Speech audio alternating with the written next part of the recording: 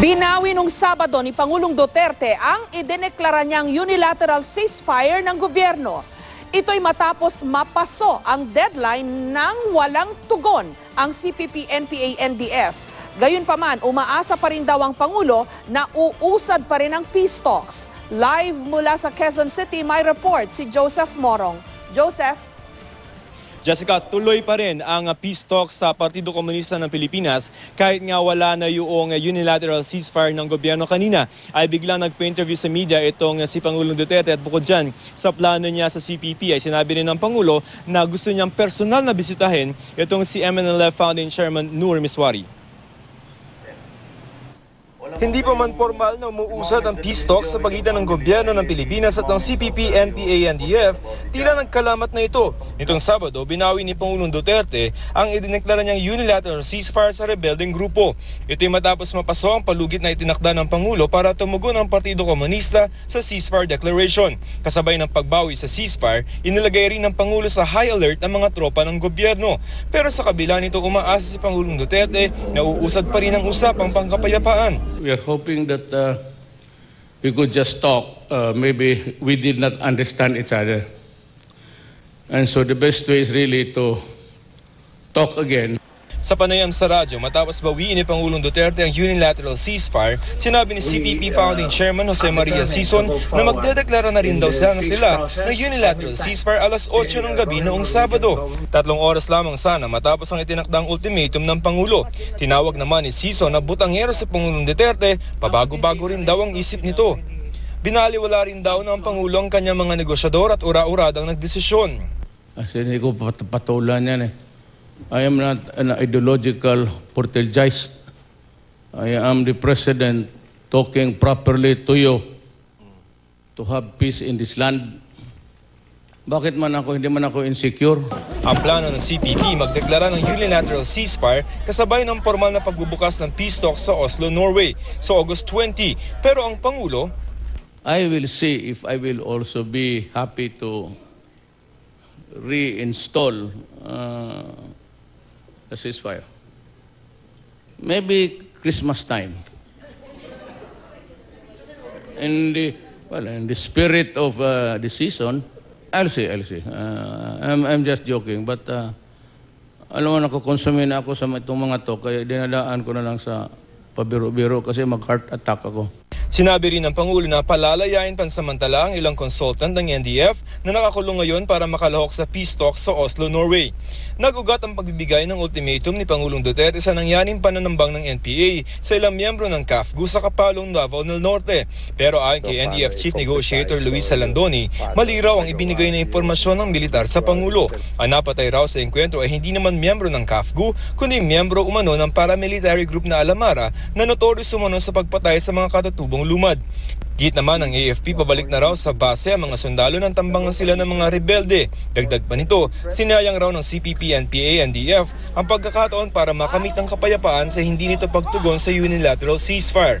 Sa Kapalong, Davao del Norte, magdadalawang taon nang nasa evacuation center ang ilang katutubong Manobo. Nilista nila ang kanilang lupain dahil sa pagkakampo umano ng mga militar na dahilan raw para maipit sila sa mga engkwentro sa pagitan ng mga sundalo at mga rebeldeng NPA. Kami po ay nanawagan sa ating presidente, si Rodrigo Duterte, sana bigyang pansin ang aming problema. Sana sa madaling panahon makapauwi na kami sa aming mga community. Sabi ng Pangulo, ang tanging gusto lamang niya ay makamit ang kapayapaan sa kanyang termino hindi lamang sa CPP, kundi pati na rin sa Moro Islamic Liberation Front o MILF at Moro National Liberation Front o MNLF. Pero etsapera na ang Abu Sayyaf na criminal group daw. Iniisip daw niyang personal na puntahan si MNLF Founding Chairman Nur Miswari sa Jolo, Sulu na may arrest warrant. Pakiusap ni Duterte sa militar at pulis. When you talk to the rebels, you have to give them a safe conduct pass or at least a sense of security to face you and talk about what's bugging the country. Sabihin mo kay Judiciary, psst, sabi ni Mayor Duterte, huwag kang maingay.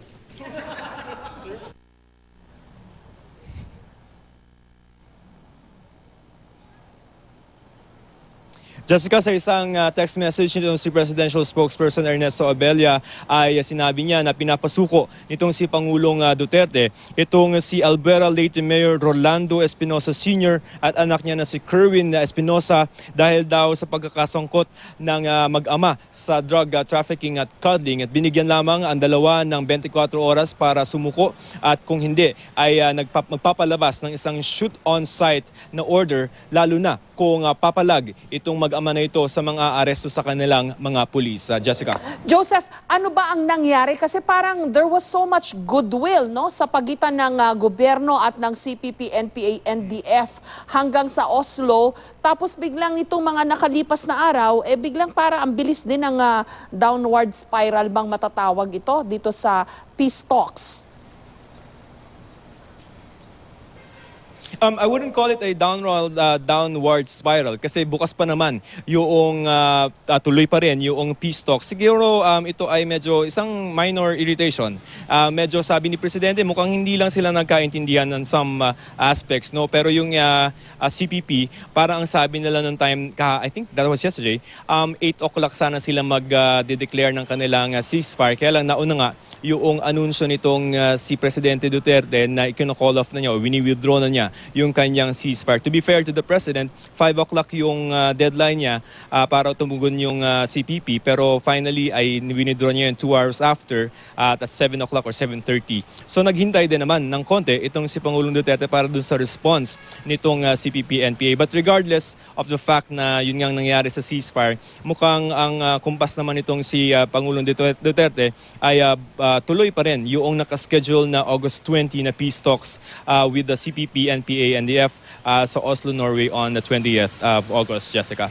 Meron nang nababanggit kasing petsa, no? August yung tugon ng CPP, NPA, NDF na ceasefire din daw, or wala na ba yon? Ito ba yung expected na shortly? Ganun ba yon? You on the part of the CPP, ang sabi nila is they are prepared to declare their own ceasefire on August 20. Parang sasabayan yung pagbubukas ng formal peace talks with the group, no? Tinanong natin itong si Presidente Duterte kasi sabi namin, sir, meron ng August 20 na plano yung CPP na mag-declare ng kanilang ceasefire. Sasabayan niyo ba yan? Doon nga yung sinabi niya na pabiro na tingnan natin, baka sa Pasko, iniisip ko kung magbigay ng peace talks. Pero seriously, he turned serious and then sabi niya mukhang iniisip naman niya na mag-declare ulit ng ceasefire. But as to when, ay wala pang sinasabi ang Pangulo tungkol dyan, Jessica. Kasi mukhang merong back and forth na nangyayari eh. Nung sona ng Pangulo, mabilis niyang inanunsyo yung unilateral ceasefire, and then he said that he was expecting the other side to respond accordingly. Ibig sabihin, umaasa siya na may reciprocal unilateral ceasefire declaration din ng CPP, NPA, NDF na walang ganung nangyari hanggang may insidente ngang nangyari naman sa Davao na nagkaroon ng nag-cause ng hindi maganda, parang nagkaroon ng rift tuloy yung dalawang panig. Ngayon naman, sabi ng CPP, NPA, NDF, magde-declare na rin kami ng ceasefire, and then biglang meron ding August 20 na petsa, and then the President is saying, titingnan ko muna, baka mas maganda sa towards Pasko in keeping with the season. So parang may back and forth na nangyayari, Joseph. Jessica, yung timeline tayo, no? July 25 nag-declare itong si Presidente ng unilateral ceasefire, tapos several days after that nagkaroon ng supposed ambush ng mga CAF by allegedly yung mga members ng New People's Army, and that's what triggered yung deadline nitong si Pangulong Duterte. Parang nag-declare ako ng ceasefire, hindi pa kayo sumasagot, tapos nangyari pa to. Sabi nga niya kanina dun sa interview, ako na nga yung ang gobyerno na nga yung namatayan, parang sila pa yung lumalabas na kontrabida dito.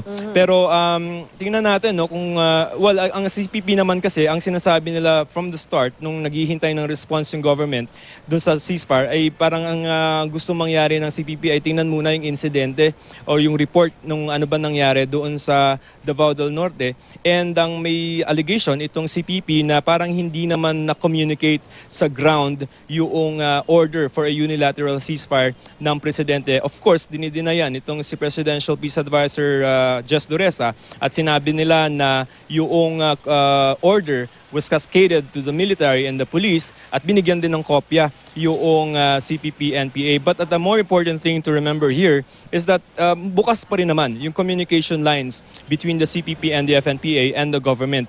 And si Presidente kanina ay mukhang medyo nag-hold back na ng konti, no? So, parang I cannot naman badmouth them because I am the President, and talagang objective nitong si Presidente ay to come up, to push for the peace agenda ng kanyang administration. As to how far he's going to do that, ay tingnan natin kung ano yung magiging susunod na mga pangyayari with the NDF. Jessica? Kapansin-pansin nga yun, Joseph, na he's restraining himself, despite the fact na tinawag siyang butangero ni CPP Chairman Jose Maria Sison in an interview with the Philippine Daily Inquirer, I understand. Parang you're expecting na mag-flare up o may strong words din na si Pangulong Duterte as is typical na nakita natin previously, no? Pero parang surprisingly today, he didn't go that route, di ba? And then, surprisingly din, nagpapa-ambush interview na siya sa media. Doon muna tayo kay dun sa reaction niya dun sa leadership ng CPP. During the interview, would call naman yung mga leadership, no, yung mga leaders ng CPP as friends. And you can sense that there's parang exasperated itong si Pangulong Duterte dun sa nangyayari, dun sa nangyaring gusot sa pagitan ng CPP at ng gobyerno because nga of that incident in Davao del Norte. But medyo measured itong si Presidente kanina na parang, of course, you would expect him to be angry kasi parang, nag-ceasefire ako tapos inambush niya yung tropa ko. So parang dapat mas magagalit siya. Pero no, medyo may measure itong just restraint itong si Pangulong Duterte. Now going naman dun sa interview niya sa media, no? Ay kanina hindi naman umaasa yung Malacanang press corps kasi nga advice sa amin it's just open for media yung yung mass oath-taking ng mga appointees niya. Pero pagkatapos nun, mukhang maganda yung mood ni Presidente, nagpatawag siya ng press conference. And that lasted siguro mga 30 to maybe nearly an hour. At medyo free-for-all yung mga topics na na-cover kanina ng press corps. At medyo kami na nga yung, kumaga, ang dami na naming storya for the day. So, kung hindi pa bibitaw si Presidente rin, baka tuloy-tuloy to kanina, Jessica. Change is here. Maraming salamat sa'yo. Joseph Morong.